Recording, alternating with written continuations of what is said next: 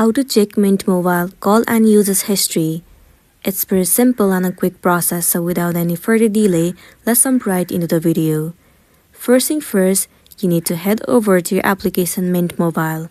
If not, you can head over to a browser and then move into the site mintmobile.com. It will land you on this official page. If you already have your account, then simply enter your phone number and the password and then click on login. Or else you can also click on Home Internet, enter the username and the password and then click on login. Once you have been logged into a specific account, the next thing you want to do is you need to head over to the account dashboard.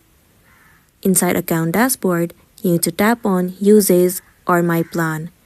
You will see your call usage, minutes used, text usage, data usage for the current billing cycle. Well, Mint Mobile usually shows user summary, not a full detailed call-by-call log. If you need detailed records, you may need to contact Mint Mobile support through chat or customer service, and then only you'll be good to go. So that's the end of the video. If this video helped you, give it a like and check out our next tutorial. Thank you.